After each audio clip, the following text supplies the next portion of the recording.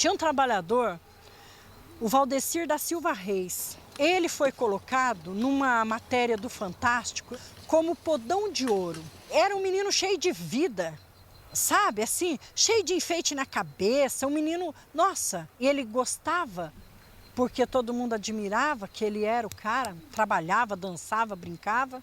Daí, 3 anos, o Valdecir volta para mim com a voz fraca, com a voz daquele velhinho que não tinha nem força para falar.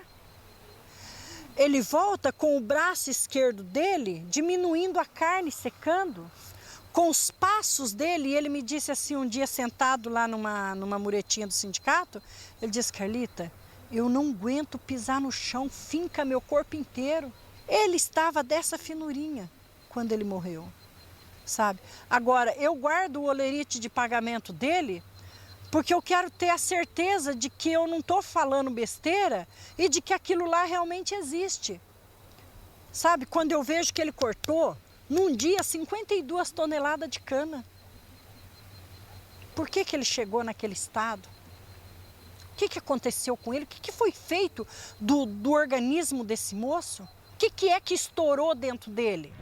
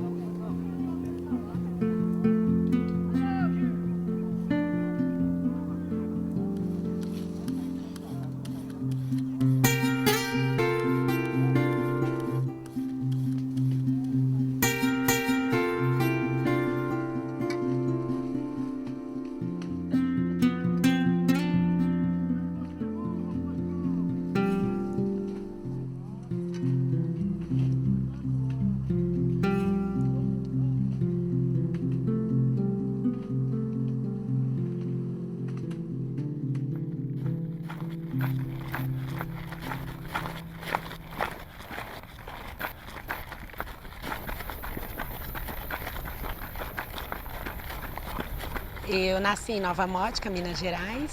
Quando eu tinha 2 aninhos, meus pais vieram para Sertãozinho para trabalhar na lavoura, no corte da cana.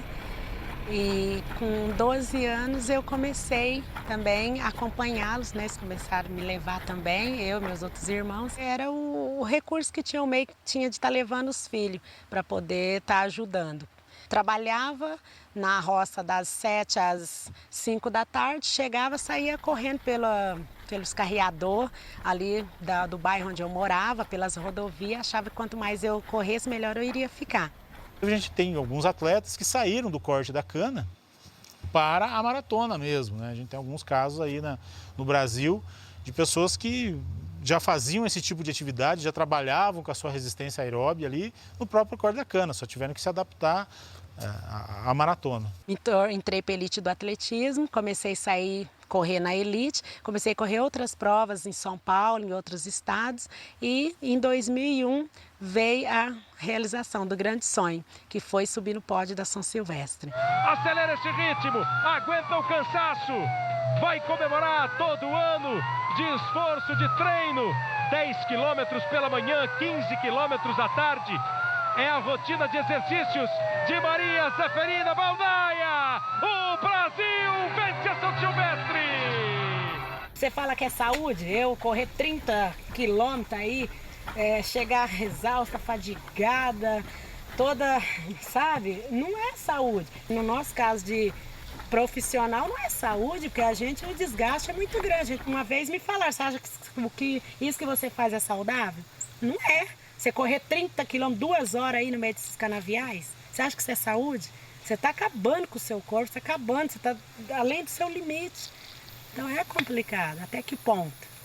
Atletas hoje que foram de alto rendimento durante um tempo e hoje tem vários problemas articulares, cardiovasculares, claro, vários atletas que faleceram antes de completar 50 anos de idade e que por que isso não poderia estar acontecendo até a longo prazo, de repente, com os cortadores?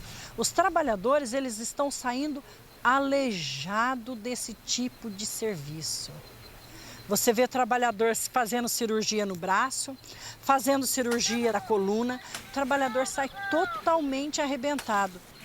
Teve um dia lá na roça, na segunda-feira eu parei, que isso aqui meu deu uma dor tão grande aqui dentro e eu não aguentava a cabeça doendo, tempo de dia. Quando eu fiz um exame de agulha, o médico falou para mim que era por vício da coluna, aí estourava na junta tudinho das mãos. Aí fui em Limeira, procurei um médico particular, ele falou, seu Pedro, se você se atrever para aliviar mais a cabeça e quiser ficar, você tem que fazer uma cirurgia. Aqui, ó, foi cortado aqui, ó. E aqui foi para fazer a enxertação, e aqui foi tirar do osso para fazer a enxertação lá. A do espinhaço também eu tenho muito, né, no espinhaço, mas eu não tentei fazer ainda não, porque é melhor ficar do jeito que eu tô aqui, porque se eu for fazer uma cirurgia, eu posso ser capaz de cara passar uns 6 ou 7 meses em cadeira de roda, é mais complicado para mim, né, para quem tem criança, pior.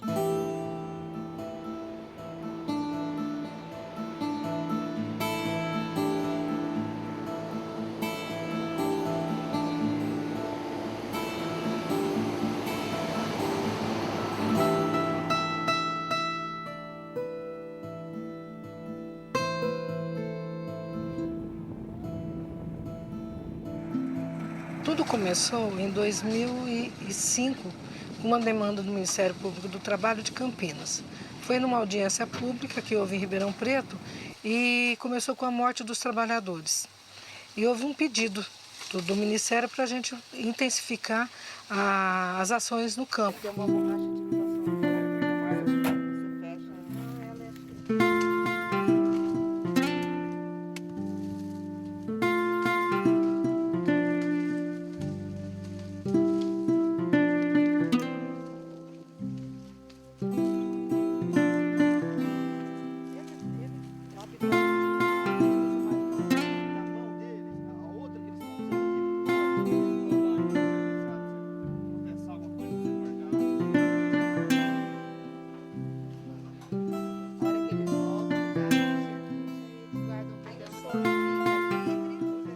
A Procuradoria ela entrou nesse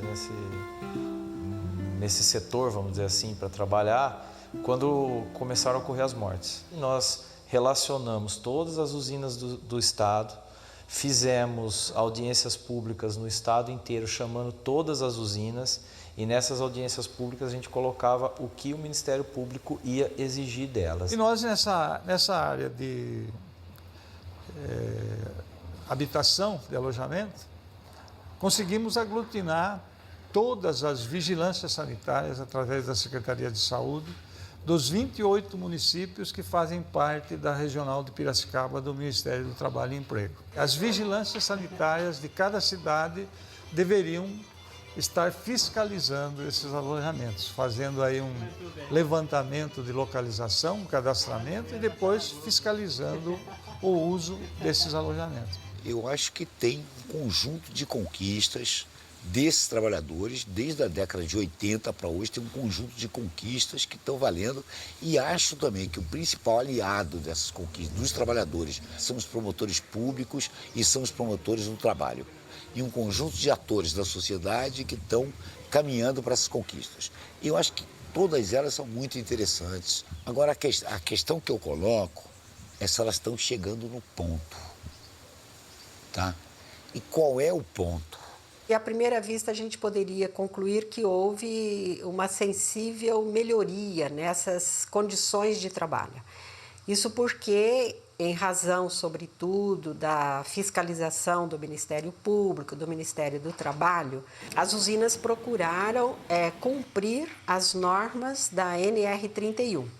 Então, melhoraram as condições do alojamento, melhoraram as condições do ambiente de trabalho, do transporte dos trabalhadores e assim por diante. Será que a melhoria dessas condições legalistas implicou realmente numa melhoria para esse trabalhador?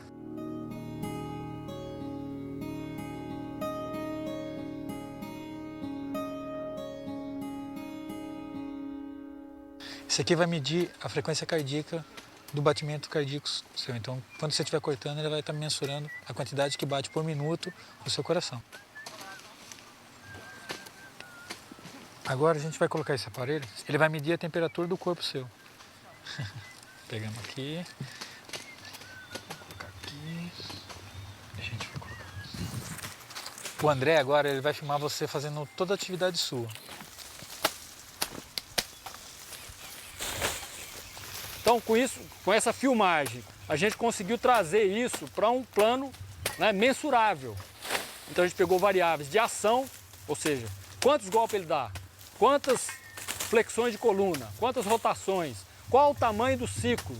Por que isso é importante? Porque o pessoal fala, mas eu quero que prove, né? A questão da objetividade, né? Para o juiz, para o Ministério Público, essas questões que se expressam, né? Que se viabilizam através de uma materialidade do número, né? Isso às vezes tem uma importância muito grande, maior que a gente imagina. Para ele conseguir 13 toneladas de cana, durante a jornada de trabalho dele de 8 horas, ele desferiu nada menos do que 13.500 golpes de facão, que foram calculados em cima de 3.000 flexões de tronco, o que dá, em média, uma flexão a cada 6 segundos. A gente teve dados, por exemplo, de frequência cardíaca extremamente altos, por exemplo, um trabalhador que chegou a 189 batimentos, então um dado de frequência cardíaca média de 140, 145 batimentos, então esse trabalhador extrapolou muito uma carga que é preconizada. O tamanho do ciclo extremamente curto, de 4 a 6 segundos, né? É o tempo que ele usa para abraçar, cortar com vários golpes, deslocar, carregar e jogar na leira. A hora que ele abraça de novo, esse tempo varia em termos de 4 a 6 segundos durante a jornada inteira, de 8 horas. Nós temos casos de trabalhadores que cortam 25, 30 toneladas por dia e isso tem um reflexo na saúde do trabalhador, sem dúvida alguma. Esse trabalhador, depois de 15 safras consecutivas, depois de 10 safras, de 20, ele está totalmente destruído enquanto estrutura física. Enquanto estrutura física, interna e externa. Porque você pega a mulherada aí que bate podão mesmo, que trabalha lá, depois que ela para, ela não é digna nem de varrer a própria casa. Eu trabalhei 18 anos nesse mesmo serviço. O braço doía muito, formigava, era uma dor que se portava à noite, quando esfriava o sangue. Eu não dormia de noite. E aquela dor que parece que está quebrando tudo os ossos, aquela dor que não passa, aquela dor queimando, que queimava. O nervo da mão que perdia as forças da mão, o movimento da mão. Levei uns 3 dias para fazer o exame e depois dali 15 dias ele já marcou a minha cirurgia. Primeiro a direita, que estava mais prejudicando, depois de 1 ano, aí que ele operou a esquerda. Em vista que melhorou bem, sabe? Mas só que eu não posso pegar muito peso no braço. E nem tá fazendo movimento, sabe? Esse negócio de passar roupa, de arear alumínio. Aquilo dá muita dor cansada no braço.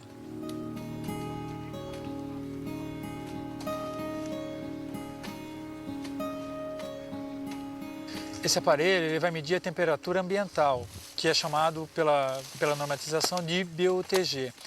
Essa temperatura vai fazer correlação com a frequência cardíaca que a gente tirou do trabalhador e com a temperatura do corpo do trabalhador. Se a temperatura ambiente alcançar um determinado grau, a frente de trabalho tem que parar de trabalhar. 25 graus você já tem que ter medida de controle, como pausa, hidratação. Quando chega a 27, tem que interromper o trabalho, né, ficar na sombra por pelo menos 15 minutos. Isso não é praticado. Quando o BUTG chega a sobrecarga térmica a 29, o que você tem que fazer? Você trabalha 15 minutos e descansa 45 em sombra. Isso é teoria, está lá na legislação, é papel, porque ninguém cumpre. Mas se você não mexe no pagamento por produção, os trabalhadores continuam ganhando por produção, de que forma essa parada vai funcionar?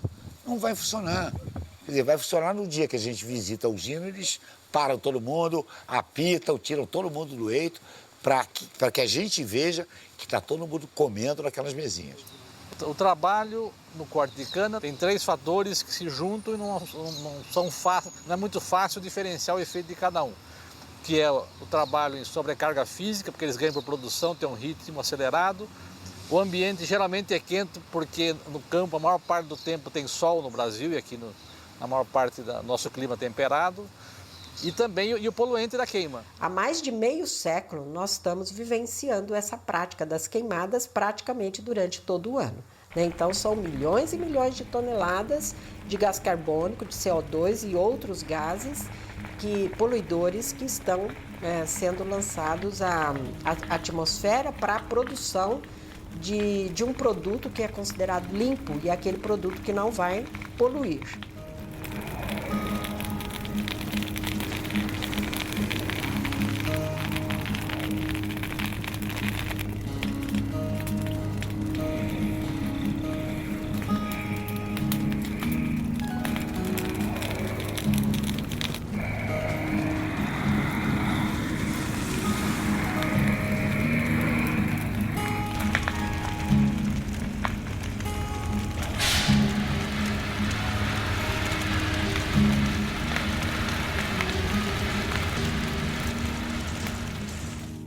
Faça o silêncio e escuta para você ver. O tipo de tosse deles é igual. Não é aquela tosse cheia de catarro, é uma tosse seca que você vê que aquilo tá na garganta. E sufoca mesmo, sabe? Assim, quem corta cana, parece que tem um negócio assim que tampa a gente. E existem estudos da população, ou seja, qual é o impacto da poluição nas populações moradoras das cidades próximas aos canaviais, que aumenta a internação por doenças respiratórias e cardiovasculares. Em Araraquara saiu um estudo publicado esse ano que durante a safra você tem um aumento de internação por crise hipertensiva.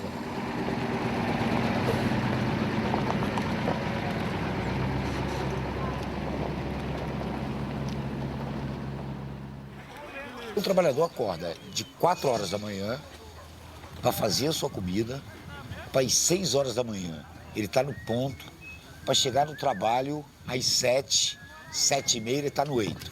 Algumas turmas fazem a ginástica laboral no campo. Então você imagina o trabalhador com aquela roupa toda que é butinão, aquela botina que é dada agora, que é uma botina com uma barra de ferro na frente, na biqueira com ferro, mais a protetor de canela, a caneleira, mais aquele monte de roupa sobreposta, mais o mangote, mais o boné. E ele com essa indumentária toda faz ginástica laboral. Alongamento, polichinelo, tá? Não sei se você já teve a oportunidade de ver essa ginástica laboral para cortador de cana, que é uma coisa absurda, quer dizer, na verdade é uma ginástica laboral que é um mero aquecimento. Meu coração é um menino, desprotegido e tão carente. Gosta de quem não gosta dele e de quem nunca está presente. Vou acordar de manhã cedo e me vestir de outra maneira. Vou me livrar dos meus segredos, do meu sonho, dos meus medos. Esse amor de brincadeira.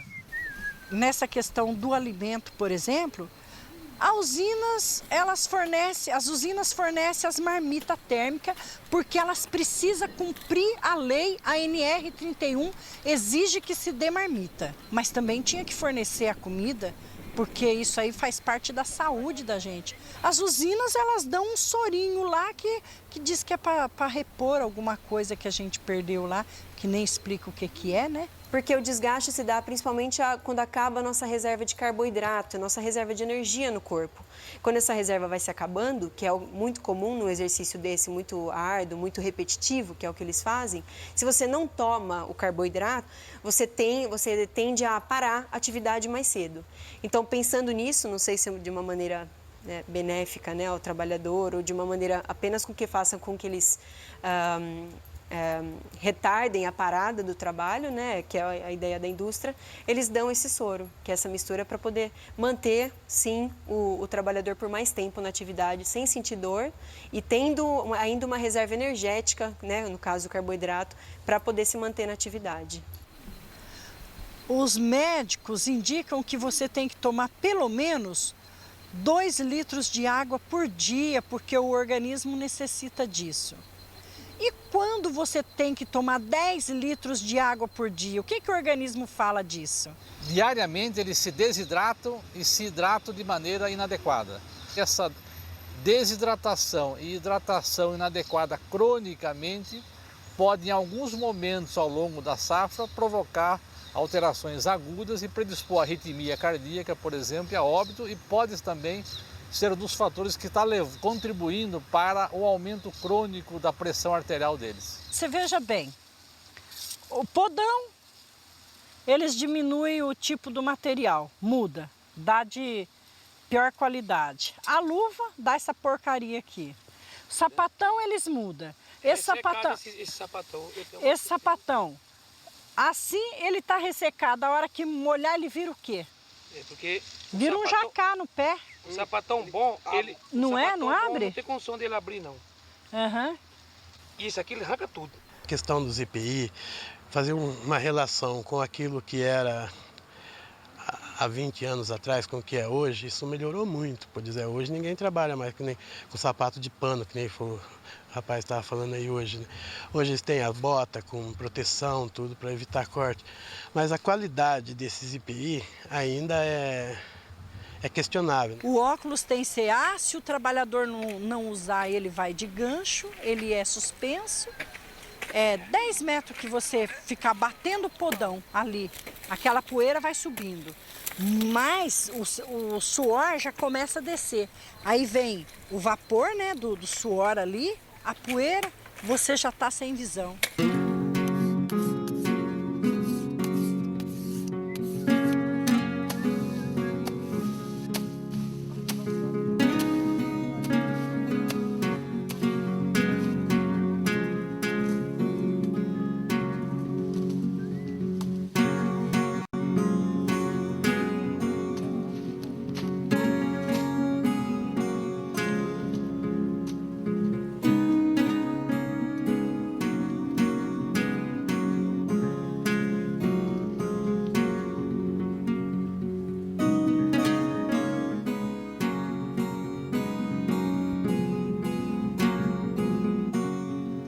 Eu acho que o desgaste que eles têm no dia a dia, no trabalho de produção, isso é o fator que é um dos fatores que prejudica demais eles.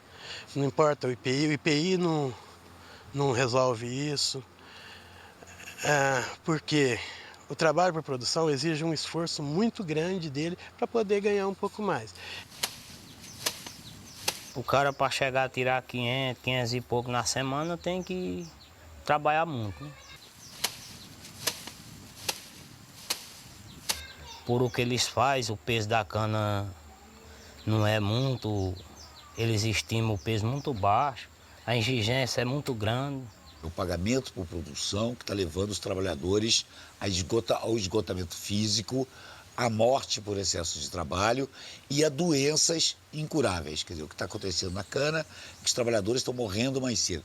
Quer dizer, não é que os trabalhadores estão morrendo mais cedo, os trabalhadores estão ficando cedo incapacitados para qualquer tipo de trabalho. Nós tivemos aqui o caso de uma morte em Rio das Pedras, o alojamento era bom, refeição tinha nutricionista, né? Tinha condições de alojamento dentro do previsto, né? E um trabalhador relativamente jovem faleceu, né? Era considerado um dos campeões de corte de cana.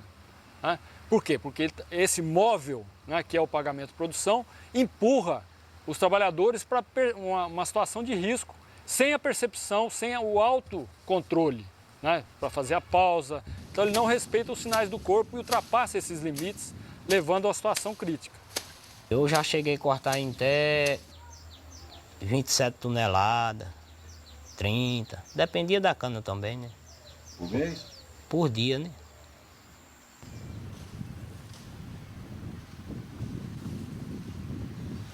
Na cana, é um pagamento por produção em que o trabalhador não sabe o valor da peça.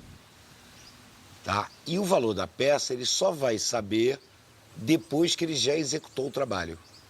Então, portanto, é um pagamento por produção diferente dos outros, que é um pagamento por produção no escuro. A forma de cálculo disso é uma forma de cálculo inventada com o único objetivo de enganar os trabalhadores. O salário por produção ele não é proibido por lei, tá? Ele é permitido por lei. Qualquer pedido no sentido de se acabar com o salário por produção, ele tem que ser construído dentro de uma sistemática da nossa legislação. Logicamente que ninguém quer que os trabalhadores tenham um piso rebaixado para ganhar um salário mínimo, não é isso. Tem que ter um salário decente, compatível, mas sem esse estímulo que empurra as pessoas para o sacrifício. A própria legislação brasileira, a NR17, lá tem uma ponderação sobre isso. A CLT admite o pagamento de produção? Admite, desde que não leve a risco à saúde. Então esse estudo traz uma demonstração, né, de que existe uma relação entre o pagamento de produção e a elevação do risco à saúde. Essas condições indignas de trabalho, ela tem que ser eliminada, ela tem que acabar. E não é acabar tirando o homem do campo e colocando máquina, não. É tratando o homem com a dignidade que tem que ser tratado. É garantir o emprego dele, porque daqui a pouco nós temos aí milhões de pessoas desempregadas porque a máquina desempregou. Não sou contra as máquinas, não. Eu acho que tem que ter. A tecnologia está aí, nós temos que estar inserido nela, mas nós não podemos só ir nela e esquecer do ser humano. E o ser humano ele tem que ser tratado também. Meu coração é um menino desprotegido e tão carente. Gosta de quem não gosta dele e de quem nunca está presente. Vou acordar de manhã cedo e me vestir de outra maneira. Vou me livrar dos meus segredos, do meu sonho, dos meus medos. Esse amor de brincadeira. Meu coração é um menino desprotegido e tão carente. Gosta de quem não gosta dele e de quem nunca está presente. Vou acordar de manhã cedo e me vestir de outra maneira. Vou me livrar dos meus segredos, do meu sonho, dos meus medos. Esse amor de brincadeira.